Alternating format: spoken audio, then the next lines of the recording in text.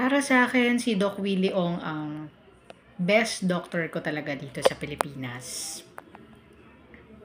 Itong doctor na to, guys, masasabi ko talaga na uh, just by watching his videos on YouTube and Facebook, masasabi ko talaga na si Doc Willie Ong ay talagang yung doktor na may puso talaga para sa mga mahihirap. Guys, nasasabi ko to dahil ako, matagal na ako nagpapatingin sa doktor since 2012, 2014 pa yung mga taon na nagsimula akong magkaroon ng maintenance medication. So, iba't ibang doctors na rin yung nakasalamuha ko in the past, both in the private, in the public hospitals or clinics. So, masasabi ko na nagkaroon na rin ako ng nagkaroon na rin ako ng impression talaga sa iba't ibang doctors na masasabi ko talaga na sino yung doktor na mararamdaman mo bilang pasyente na talagang may pagmamalasakit talaga sa pasyente.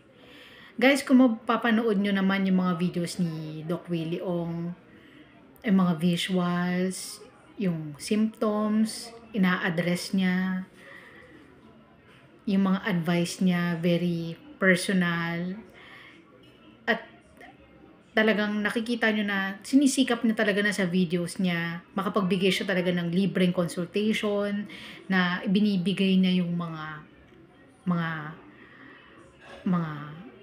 advice na ano yung tamang gamot, kahit yung mga brand, nababanggit niya, guys. Alam niyo, hindi lahat ng doktor ganyan.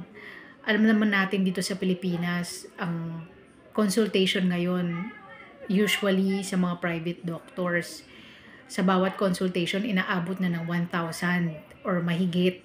Guys, kung senior citizen po, may discount. Kung PWD, makaka-discount kahit papano. Pero nakikita natin pag yung mga nasa private, hindi naman linalahat ko, pero marami dyan, kapag nagbibigay ng consultation, wala pang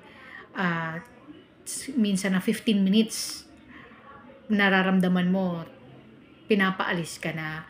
So guys, talaga si Doc Willie Ong, kung makikita nyo yung mga videos niya, talaga may pagmamalasakit, naiintindihan niya yung pangangailangan ng mga nanonood, mga pasyente. Nandun yung pagmamahal niya na sa mga pasyente, yung kagustuhan niya na makatulong sa mga mahihirap na pasyente. Lahat ng advice ibinibigay niya, lahat ng information ibinibigay niya. So para sa akin, si Doc Willie Ong talaga yung best doctor ko dito sa Pilipinas. Si Doc Willie Ong ay talagang ang makikita natin pag mag-deliver pa yan ng mga presentation niya online, napaka down to earth, simple lang, walang halong yabang. So sino ba naman ang pasyente na hindi matutuwa sa ganung klaseng doktor?